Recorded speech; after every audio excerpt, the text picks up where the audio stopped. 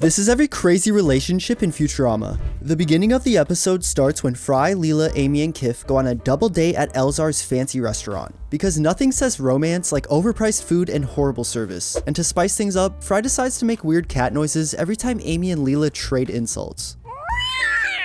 The next morning, the crew gets sent on a mission to bring heavy rocks back to the moon. Apparently, the Apollo astronauts stole them, and now they're considered part of their cultural heritage. Amy and Leela continue to throw insults back and forth at each other before getting on the ship to complete the mission. As they fly onto the moon, the crew figures out they've been duped by a moon farmer who just wants the rocks to build a fence for his farm animals. At least the rocks are light here. I don't even need my over-the-shoulder boulder holder. To make up for scamming the crew, the farmer tells him to check out the butterfly derby for some real moon culture. Sitting down to watch the show, Leela points out how elegant it is. Well, right until the speaker announces the murder flies, causing a fight to break out as the audience cheers at the violence. Now this is what I'm talking about. Just some half-naked butterfly women throwing haymakers at each other. At the end of the fight, the announcer calls out anyone who's willing to go up against the murder flies. And of course, Amy and Leela volunteer. Why don't you and I ever do things together? Amy and Leela instantly get in on the action and win the battle. I'm just kidding. They get absolutely destroyed by the murder flies as they're launched into a fly zapper, causing them to fall to the ground in defeat. Near the end of the night, the announcer approaches Amy and Leela, expressing that he sees them as worthy opponents in the butterfly derby, and offers them a chance to compete together as a team. And so began the fight career of two skimpy outfits and the feisty women who filled them. You already know it's going to be a good episode when the phrase skimpy outfits and feisty women are in the same sentence together. A montage of battles play out, but unfortunately, they end up losing all their fights, even the one against some old grannies. In the locker room, Amy and Leela realize they might not have what it takes to compete, right until they overhear a trainer juicing up some of the girls with a mysterious liquid. As the trainer walks by, they ask about it. It's a plant-based supplement that bulks up your flapping muscles. Wanna try it? You know you wanna. Amy and Leela eventually give in and decide to drink some of the nectar. Or inject it between your toes. Either way works, right? Okay, why is the trainer being so ominous if it's a natural supplement? I mean, how crazy can it be, right? Well, I guess one sip is crazy enough since it makes Amy and Leela look like they've been bodybuilding their whole life. Professor Farnsworth tells him he's worried about what they become, but the girls obviously don't see a problem with it, even though they start threatening Fry and Kif for no reason. After a couple of fights, they ask the trainer for some more nectar for an upcoming battle, only to realize that their rivals bought all of it up. You're going down. Running out of options, the girls return to the crew and ask them to find a new source of nectar. Being the know-it-all scientist, Farnsworth points out that the source of the nectar is from a flower that can be found on Kif's home planet. Kif is unsure whether it's a good plan to travel to the source, but Fry says it might be their only option of getting some action, if you know what I mean. Let's go already! Traveling to the swampy planet, the crew is approached by a butterfly curator who warns them about the aggressive male butterfly that can be identified with its orange wings and enormous butter junk. The crew then ventures out in teams to search for the flowers. I think I smell nectar. Well, review. After Leela deep throats the nectar, Fry uncovers the male butterfly that they were warned about earlier, but before they could get away, the butterfly whips out its butter junk at Fry and squirts him with pheromones.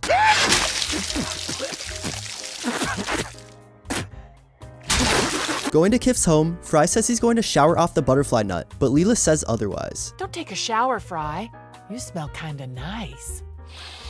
At night, Fry waits in bed before getting freaky under the sheets, only to find that he's making out with Amy thinking it was Leela the whole time.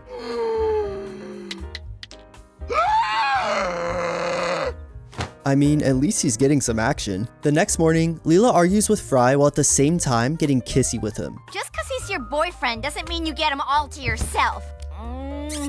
Back at Planet Express, Farnsworth concludes that the nectar Amy and Leela drank from the flowers makes them highly attracted to the pheromones that were sprayed onto Fry. Man, I wish I was Fry right now. The professor says that the only solution is to quit the nectar cold turkey. The girls agree to quit, and at the same time, Fry gets a bit caterpilly.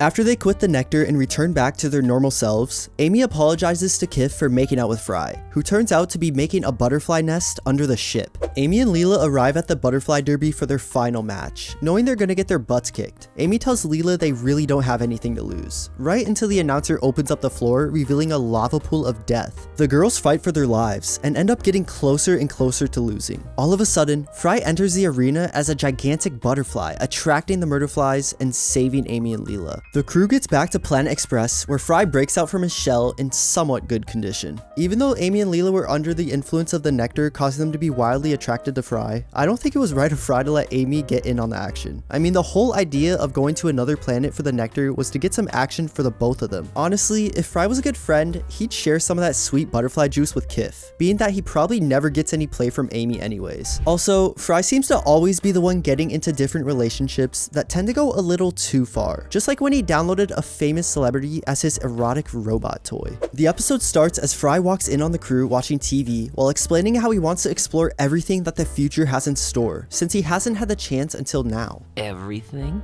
Except that. The crew agrees to show him around to live out his wildest fantasies. First bringing him to Sal's wrecking corporation, where he uses a laser cannon to destroy an entire planet just for fun. Following that, the crew travels to the edge of the world as they find a parallel universe on the other side of the galaxy. Makes sense to me. After riding around on a dinosaur and accidentally losing his hands from feeding it, Fry tells the crew his final wish is to date a celebrity, and Leela brings up that it's actually possible to download a celebrity into a robot, leading them to entering the internet on a website called Napster.com.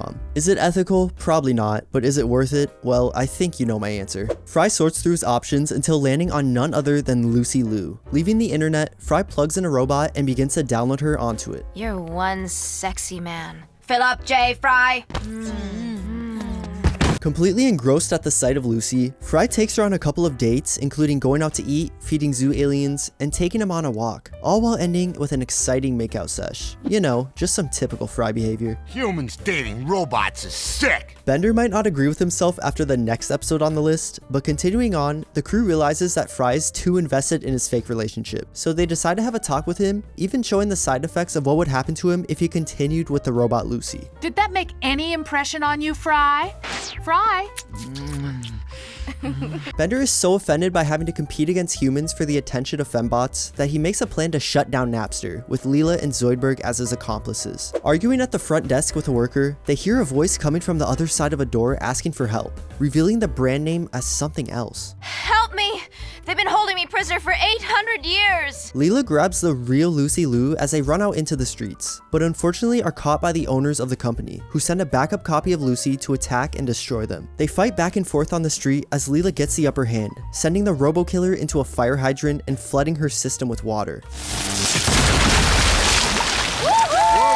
Lucy Liu is impressed with Bender's ability to destroy the robot, but out of nowhere, a whole army of Lucy Lius appear on the streets, destroying everything in sight, including Zap. That's a wave of destruction that's easy on the eyes.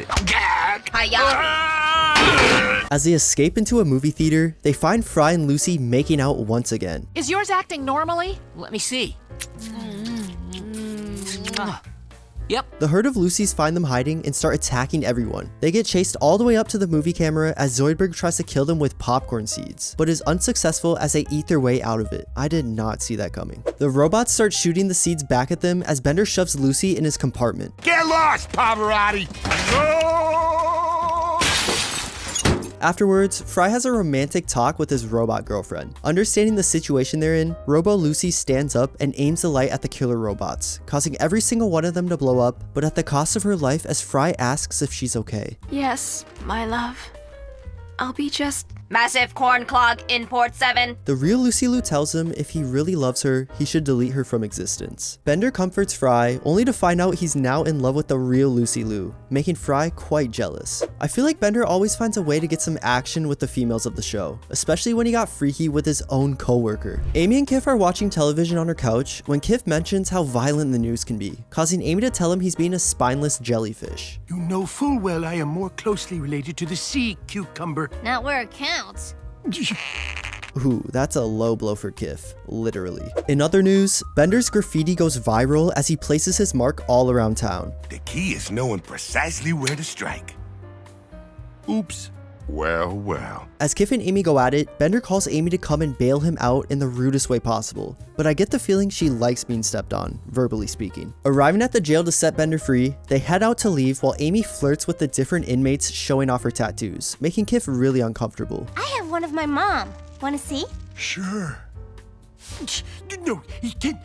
Kif tells her he's had enough and breaks up with her on the spot. Afterward, a couple of her coworkers cheer her up by taking her out to eat. And being the biggest unhinged robot, Bender mocks Amy and insults her about her past relationships. Ben! Bender, why do you have to be so mean to me? Shut up, baby, you love it. Maybe I should take notes from Bender, because after that, they end up sleeping with each other. Remember the last episode where Bender didn't want robot-human relationships? Yeah, well, he let that one slide probably after seeing Amy's big old jugs. Fast forward to the crew on a mission to capture a tornado for the professor's collection. Somehow, without anyone losing their life, the crew captures the tornado, but questioning where Amy and Bender are, they find them making out together. Even though robosexual relationships were illegal at this time, the crew was fine with it, except for Farnsworth, but we'll get back to this later. Bender decides to propose right in the lounge to Amy, leading to the couple announcing their relationship at the Gearwitch Village Pride rally with their new proposition for robosexual relationships. Farnsworth, on the other hand, is somehow so mad at the relationship that they end up having a debate on live television. The debate only lasts so long since Farnsworth realizes the only reason he's against the movement is because he used to have a robot wife in the past who left him for another robot, which is why he was so angry at the movement. Farnsworth apologizes for his shameful actions, causing Bender to forgive him.